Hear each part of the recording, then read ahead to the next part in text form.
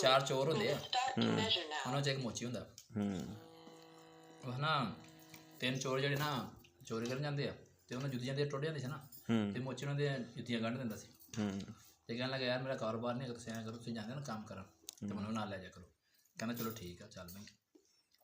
ਇੱਕ ਦਿਨ ਲੈ ਗਏ ਉਹਨੂੰ, ਅਤੇ ਉਹ ਕਿਸੇ ਮਾਈ ਦੇ ਘਰ ਵੜ ਗਏ। ਇਕੱਲੀ ਮਾਈ ਹੋਈ ਅਤੇ ਉਹ ਖੀਰ ਪਕਾ ਕੇ ਨਾ ਕਿ ਥੱਕੀ ਹੋਈ ਸੀ, ਸੌਂ ਗਈ।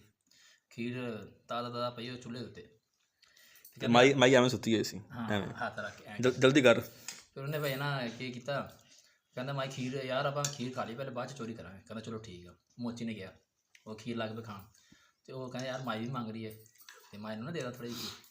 ਕਹਿੰਦਾ ਰਹਿਣ ਦੇ ਯਾਰ, ਜਗ ਜੀ। ਦੂਸਰਾ ਕਹਿੰਦਾ ਕਿ ਦੇ ਦੇ ਜਾਂਦੇ। ਉਹਨੇ ਚਮਚਾ ਭਰਿਆ, ਗਰਮ ਗਰਮ ਦੇ ਹੱਥ 'ਤੇ ਰੱਖਤੀ। ਉਹ ਮਾਈ ਉੱਠੀ, ਚੀਖਾਂ ਮਾਰਨ ਲੱਗ ਪਈ। ਉਹਨੇ ਮੁਹੱਲਾ ਇਕੱਠਾ ਕਰ ਲਿਆ। ਉਹ ਮੋਚੀ ਜਿਹੜਾ ਛੱਡ ਗਿਆ ਦਰੱਖਤ ਦੇ ਉੱਤੇ, ਅਤੇ 3 ਜਿਹੜੇ ਉਹਦੇ ਮੰਜੇ ਥੱਲੇ ਵੜ ਗਏ। ਅਤੇ ਉਹ ਵੀ ਆਏ ਮੁਹੱਲੇ ਵਾਲੇ, ਕਹਿਣ ਲੱਗੇ ਕੀ ਹੋਇਆ, ਕੀ ਹੋਇਆ ਮਾਈ, ਕੀ ਹੋਇਆ? ਕਹਿੰਦਾ ਪਤਾ ਨਹੀਂ ਜੀ, ਉਤਲਾ ਹੀ ਜਾਣੇ ਕੀ ਹੋਇਆ। ਅਤੇ ਉੱਤੇ ਸੀ ਉਹ ਮੋਚੀ। ਕਹਿਣ ਲੱਗਾ, ਕਹਿੰਦਾ ਮਾਈ ਉਤਲਾ ਕਿਉਂ ਜਾਣੇ, ਥੱਲੇ ਜਿਹੜੇ 3 ਬੜੇ ਉਹ 4 ਹੀ ਫੜੇ ਜਾਂਦੇ।